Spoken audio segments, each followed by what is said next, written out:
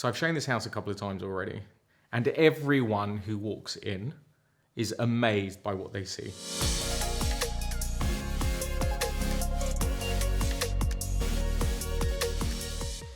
Where am I? I'm in St John's Wood, or St John's Wood. It is the closest prime central London neighbourhood that affords you freehold homes like this, with your own garden, your own off-street parking, very good security, and you're only 5-10 minutes from Mayfair. It's very quiet, it's very green, and the weather is nice here. So let me tell you a bit about the property. It is an oasis because you can't see it from the road. It's totally concealed, really unassuming.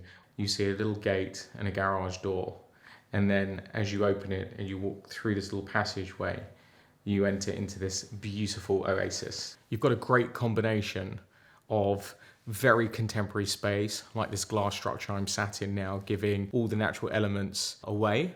And then you've got the very period nature of the home with the bricks that have been formatted and cleaned beautifully. And then there's a sort of juxtaposition as you walk round, but it blends beautifully because the lower you go, the more contemporary it gets. What's so special about the home? It is really unique. I haven't seen a property like this in this neighbourhood. E.H. Shepard, the original illustrator of Winnie the Pooh, built this storyline that we all grew up with here, which I think is lovely. I love how quiet it is. And frankly, when you're sat here and you're in prime central London and you can not see anyone except for skyline, for a home, for a house, it's just fabulous. And there is an elephant in the garden. Huh? Yeah. There's an elephant in the garden. What do you mean? There's an elephant in the garden.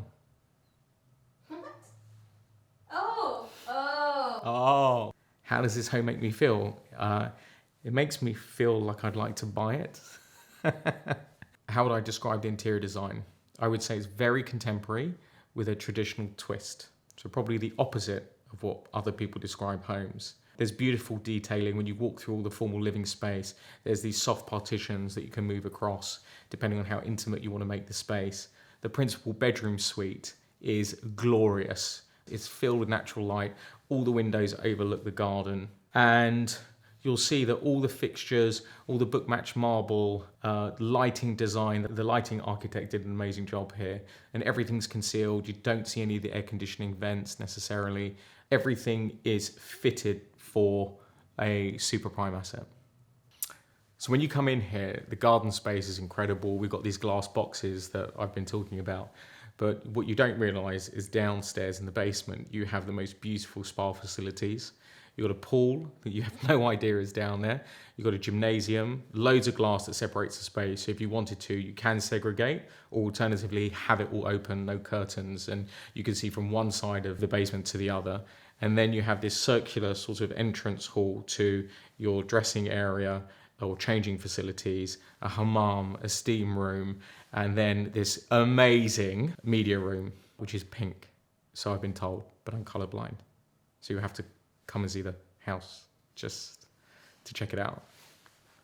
Now, I'm not a dab hand in the kitchen, but in this kitchen, I think I'd end up being a Michelin-starred chef because there is no reason to leave the kitchen. It's that beautiful, and you can dine in it. So not only are you going to prepare a beautiful meal, but someone can be beside you as you do that, and you can eat there and chill out and face the garden and watch the kids run around or the dogs run around. Now, you're going to be taken with the garden, I promise you that, and if you're not, I'll buy the house for you.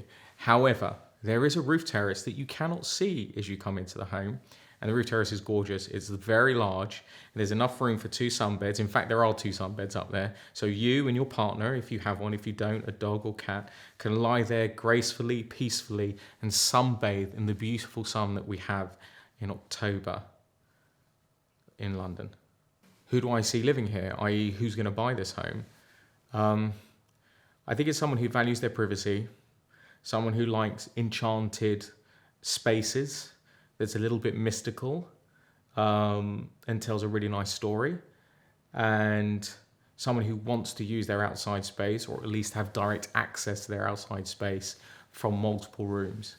So probably could be a young family or a couple of some sort that really just want to live on a small amount of floors but need quite a bit of accommodation.